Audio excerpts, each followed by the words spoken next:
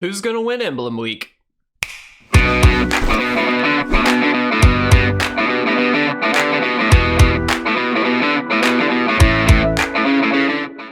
What's up, guys? If you'd like to support our content and pick up this month's amazing proxy rewards, please check out our Patreon page at patreon.com/itresolves. What's going on, everybody, and welcome to part 3, the third and final part of Emblem Week. If you guys have not caught up on what we are doing this time around, essentially we have tasked you all with the challenge of creating the most number of Planeswalker emblems that you possibly can. They do not have to be our emblems. They can be given to the opponent in the case of like Chandra, Awakening Inferno, something like that. So just some semantics to keep in mind. On part 1, we did have Death's Ace, set a very strong starting record of 13, and then I'm looking because I'm not sure. Modern Uro, yes, did have a record of 3, so unfortunately Modern Uro is out for the week, but we got Spinoraptor on deck, and Spinoraptor, if you guys don't know, is a master deck builder. So we are going to be jumping into that, guys. If you do not know what these challenge weeks are, essentially we task you all in our Discord community by saying, here's a challenge, here's the format. Go ahead, create some decks and see what you can come up with. You guys always respond in the best way possible. And so we always get a variety of decks and some really, really awesome stuff. And we take 3 of those submissions and put them against each other in some games and see who can do it the best. The winner gets a free mystery proxy pack from our digital altar archive that is including 5 digital altars that are normally only available for Patreon people. So it's a really nice way to just get your hands on some cool proxies and stuff like that as well. So if you do want to submit for this one, next week is going to be the biggest creature award. So the idea is to create the biggest creature. Doesn't have to be a permanent in terms of like counters. It could just be temporary until the end of the turn, and it doesn't even technically have to be our own creature. We can make it the opponent's. So feel free, submit some decks there. Our Discord link is down below, but without further ado, guys, let's go ahead and jump into Spinoraptor's deck. All right, guys, here we are with Spinoraptor's emblem list, and this is a very different list than what we have seen in the previous 2. The previous 2 were very ramp focused into some really big planeswalkers with things like Vorinclex. What I like about Spinoraptor's list is he took it in a different direction. This is Jeskai walkers, specifically Jeskai Oath of Teferi. So if you don't know what this card does, when it enters the battlefield, exile another target permanent you control, return it to the battlefield under its owner's control at the beginning of the next end step, and then you can activate loyalty abilities of planeswalkers you control twice each turn rather than just once, which is ridiculous with Teferi Master of Time. If you don't know how this works out, essentially we can just activate 4 times in a turn rotation. It's ridiculous. So theoretically, we can get some really cool stuff out. We do have the Gideon of the Trials package that we've had in the previous 2 decks, which makes a lot of sense. This is super easy to emblem right off the bat. It also gives us a way to not lose the game, which is pretty awesome.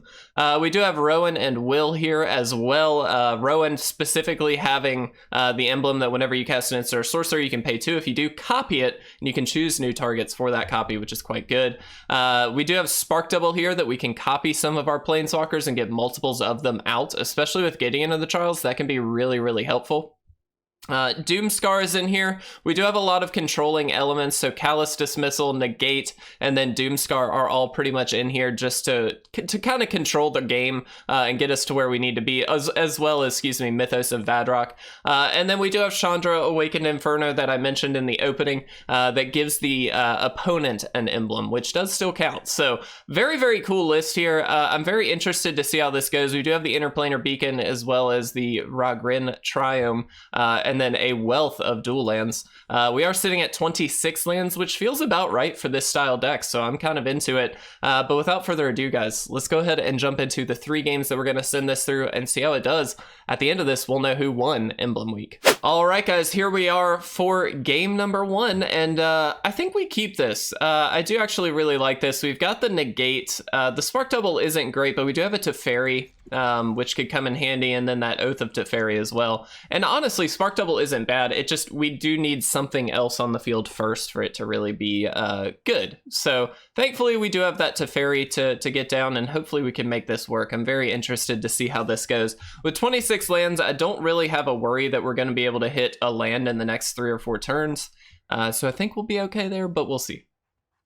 Would love to see Oath of Teferi come down with the Teferi Master of Time. That is just such a strong little combo. I think the best possible draw for us, other than just a land, is probably Doomskar, because that's going to give us outs no matter what this deck has in store for us.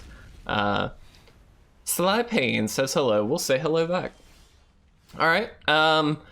We're going to go ahead and Clifftop Retreat here. This just leaves up that Negate. Next turn, we've got the Triome, and then we can play the Beacon, which is going to guarantee us that Teferi Master of Time. So we've really got a nice little setup here. We'll see how this works. I'm not going to counter this. There's, I don't think, a good reason to. We can leave up this counter here and maybe stop a draw spell, but Weather the Storm is not the kind of card I want to be worried about. This is going to be a very interesting deck, though, if I had to guess. So I'm very curious to see how this goes. We might have a chance to get some really good hits here, though. I'm kind of excited. All right, let's do this. We can drop Teferi Master of Time now, gain that life. We can go ahead and draw a card as well, which is very helpful. Ooh. I think we discard the land solely because we do have so many in our deck that I'm not excessively worried, if that makes sense. All right, so let's do this. We're gonna phase this out. All right, so I think we're just gonna Oath of Teferi here. Oh, we should have activated first. Whoops. That was a mistake. Oh well, it's fine. Everything's fine. Definitely should have activated first, but that's okay. This is gonna come back, and then now we can actually, you know, do some interesting stuff here. We do get to activate twice. So let's do this first. There's a Negate. I'm gonna toss that Negate back, I think. Yeah. I mean, like, this is probably gonna die anyway. I think we just draw and discard. We'll take out the Oath of Teferi since we've already got one. Sure, they do that. That makes sense. We do take 6 in this process, which isn't great. We really need Doomskar. I think Doomskar would be about the best draw we could have. Okay, that's actually not terrible either, though. Kind of. The reason being, we can go ahead and do some of this here. All right.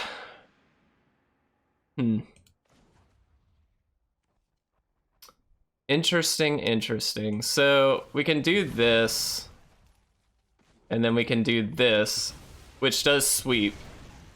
This is indestructible, but it can't attack. I kind of still think that was the right play because that just kept us in the game, but we're not in great shape here. Let's be very, very clear. We'll see how this goes, though. This is a very interesting deck that they have. I don't know why they have Weather the Storm. I mean, the extra life gain, sure, but, like, it doesn't seem all that impressive, to be honest. Let's see, 1, 2, 3, 1, 2, 3, 4. So I think we do want to do this.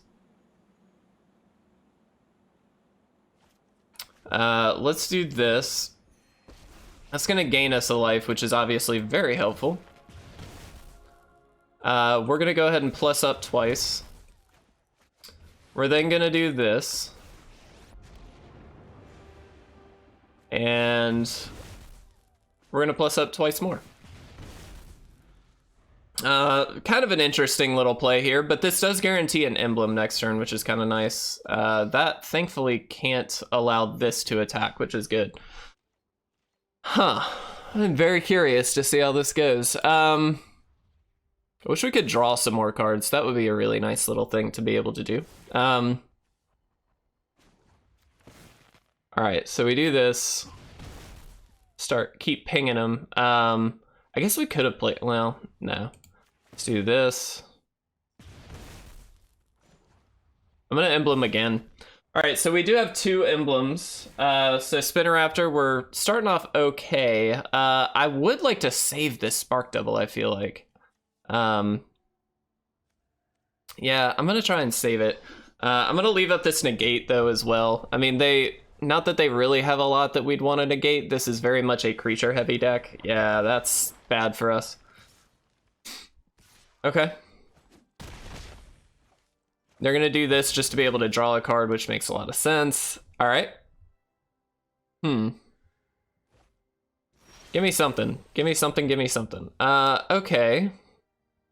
That is something. To be clear, we do get to copy this.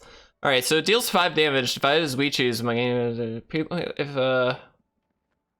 all right, so we are gonna do this. Let's start here and here, I suppose. All right, so we want to deal 3 here. We just have to deal A damage here, to be clear. And we do get to copy this. Auto pay once, and we just deal it here, I believe. That's it. I just want to deal this one. Why do I have to do that? Okay, it has to be 2, I suppose. That's weird. Oh, well, that's fine. All right, here and here. Sure, it doesn't matter. All right. So that does get rid of the Gargaroth. These now can't attack next turn. Wasn't the smoothest of plays by any means, but that does technically work. So theoretically, we're in okay shape.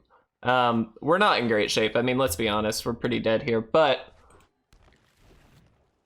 we're not here to win the game. We are here to create emblems, so that's okay. We just need a really good draw off the top. I guess Doomskar wouldn't do anything either. These are indestructible, so to be clear, these do not die if we do draw a Doomskar. There's a Triome. We can cycle, see what we get, and we get another land. Okay, well, that's about all we can do. This has to be a creature or planeswalker we control, to be clear. That's why we can't really play this yet. I'm just gonna go ahead and negate this, just because. I'm gonna decline because I don't want to tap more lands. It's just kind of something to do at this point, so I'm okay with it. Yeah, unfortunately, Spinoraptor, we didn't have a way to deal with Indestructible, my friend. I mean, we had the phase out from Teferi, but that's about the best thing I think we've got. I mean, we can do this, I suppose. But now those lands don't untap. All right.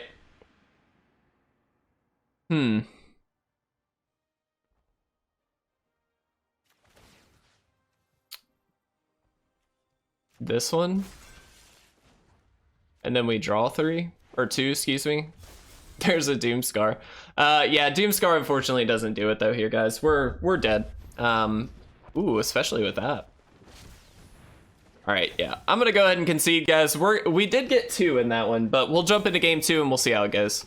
All right, guys, here we are for game number 2, and this is an interesting hand. I'm gonna. Part of me really wants to keep it, simply because we've got 3 Rowans in hand, and like that's not bad. And we do have 26 lands. Dude, screw it. We're here to have fun. Spinoraptor, we're trying it, man. This may be a terrible idea, but it's okay. Oh, look at this. You golden card, you. That land was clutch. Not only does it allow us to have Negate up, but it also allows us to guarantee that turn 3 Rowan. So we're gonna play this out first. Interplanar Beacon is nice because that guarantees Teferi. Like we're getting somewhere now, people. We are getting somewhere. All right.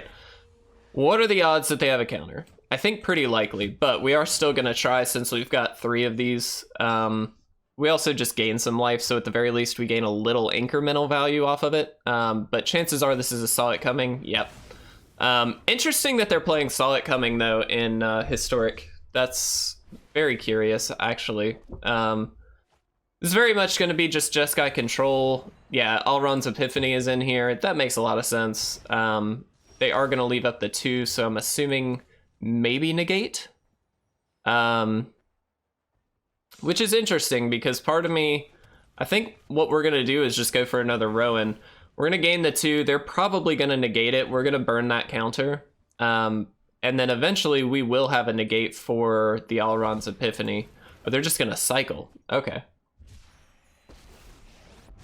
Well, that's much better. All right. They cycled for 0, so that's great for us. We got the Rowan out. That's helpful as well. Ooh, very cool. Look at that. That's really fun. Oh, I like that. All right. We didn't get a land yet, but we will have an opportunity to get a land. So let's do this first. Let's draw and then discard a card. Perfect. Do we think that we will need Mythos? Probably. I'm gonna ditch one of the negates. We still get to leave up one, which is very, very nice. We'll let that hit. It's gonna deal 1 damage, I assume, to Rowan. Yeah. Okay. That's kind of fine. Oh, perfect. Okay, so we do get to negate this. That's really helpful because otherwise we were definitely gonna be in bad shape. Oh, come on. Spinoraptor, that seems unfair. What? They just gave up. Well, we'll jump into game 3. We'll see. That seems, I mean, that first game was kind of, oh, look, we'll apply that now. All right, we are gonna have to count that one, Spinoraptor. I'm very sorry, but we will go ahead and jump into game 3. All right, guys, here we are for game number 3, and this is about as perfect a hand as we could ask for. We've got the turn 1 Hallowed Fountain, which is just going to guarantee that these come into play untapped. We've also got Doomskar and Rowan up, and so this is almost perfect. Oh, even better. Okay, so we're going to go ahead and play the Triome land. That just guarantees us that no matter what, we will have the colors we need. There's an Explore. That's probably okay. Let's go ahead and Sulfur Falls, and we'll just throw out that Doomskar right now. This gets it out of hand for us, which is great. It also just means that if they do happen to have anything... Okay, it looks like this is not going to be the kind of deck that I was expecting. That's interesting. All right, well, let's go ahead and play Rowan. Go ahead and get this ticking up here. And hopefully we can emblem here. Spinoraptor, I do feel bad about that second game because I feel like we didn't get very far, but we were far enough in, excuse me, wow, where I feel like we kind of have to count it. Just kind of sucks. Because we, I think, had a really good position in that game. I mean, they were clearly going to get somewhere with their Outlaws Merriment, but just was hoping we could do a little better than that, but that's okay. So this is a Storm deck, right? Like, that's what this is? It has to be, I assume. Interesting. What did they foretell? I'm curious. The curiosity is here. All right, well, we're gonna do this. We're gonna do this. Kind of an obvious play. They could negate. If they have a negate, they could negate. All right, good. It looks like they don't. So we're gonna go ahead and draw and discard. I think we discard the negate since we've got double of them. The Teferi Time Master, or Master of Time, excuse me, is actually a very relevant card in my opinion, because if we can get this Oath of Teferi down, we should be in really good shape to start ticking up and doing some crazy good stuff. But we'll see. I do really like the, we've drawn 3 or more cards this turn. That's the tricky part, is 3 or more cards. We can get 2 with the Teferis. Oh, they're gonna bounce Rowan. That doesn't seem all that helpful, but okay. I mean, they do draw a card, I guess. Let's do this. Again, we're gonna ditch a negate. Oh, that's very good. I'm gonna pay 2. I think, I mean, we're gonna do this first. Okay, here we are gonna ditch that. I think what we do is drop the Rowan, get this ticking up again. And I think the important thing here is that we leave up this negate for whatever they may have. We'll end the turn. Very interested to see what this deck is. It has to be Storm, right? Like, I can't really see why it wouldn't be Storm. Storm without red. we resolve. I don't think we counter the growth spiral. Okay, so they're gonna double up. Ah, there's the Alron's Epiphany. Okay. Let's go ahead and counter this. Let's draw and discard a card. Definitely discarding Doomskar. Worth noting, obviously, because they did play it with the Wellspring, they still get a copy. But we are countering at least one of them, which is worth it. Sure. This is an interesting deck. We have been, man, Spinoraptor, you have gotten some very interesting opponents. I will just say that. All right, so they're gonna double copy another Alron's Epiphany. Wow,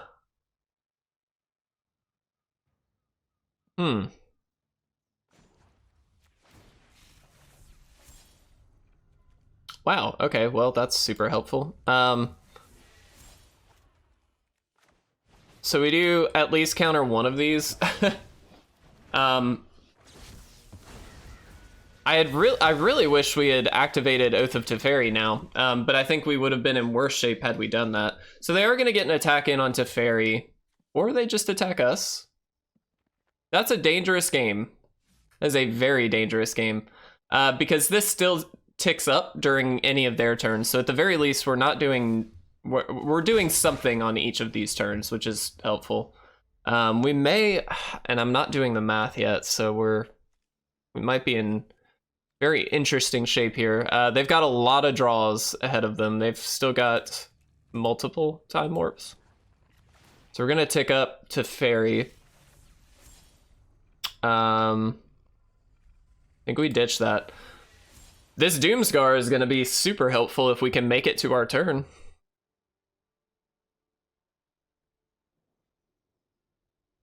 Interested to see what they actually do.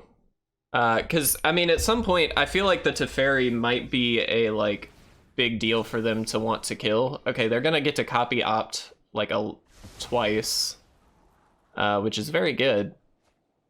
It's such a cool deck. Like, this is a very odd deck. Like, this not normal. But that's fine, I like it. Okay. Another Alron's Epiphany. Oh my gosh. So they basically, with Gaia's Blessing, just get to keep redoing this. That's the trick here. So we are gonna keep doing this. It's the best thing we can do. I think we just discard Rowan. I mean, they can take out both of these, or just us now. Okay. Yep. So now we're just dead. I don't think we can do anything about this. Nah. All right. Unfortunately, we are 100% dead. They copied Alron's Epiphany like a million times. What a cool list. All right. Spinoraptor, we're going to jump into a summary. Let's talk about your deck. All right. First off, guys, let's take a quick recap moment. So game one, we did get 2 emblems. Game 2, unfortunately, ended prematurely, and it was long enough in, and I'm looking at the recording time, and I'm like, yeah, I think it's justified that I think we needed to keep it, but it does kind of suck because I think that was our best chance at really getting somewhere. So Spinoraptor, I'm sorry, man. I know that kind of sucks, but that is just the way the game goes. And unfortunately, part of the challenge is the fact that we got to keep people on the hook long enough to be able to get the emblems. So it is what it is. Game 3, unfortunately, we just got annihilated with a bunch of birds, and so we never even got to it. We did get very close to taking some extra turns with Master of Time, but wouldn't have really mattered, unfortunately. So regardless, though, what a cool deck. I really enjoyed this one. So obviously Oath of Teferi is a really interesting way to go. It's sort of taking the place of the Vorinclex in the green decks, where you get to double activate, so you get extra loyalty counters, you can emblem a lot faster. Very, very cool. Unfortunately, it was a bit slower.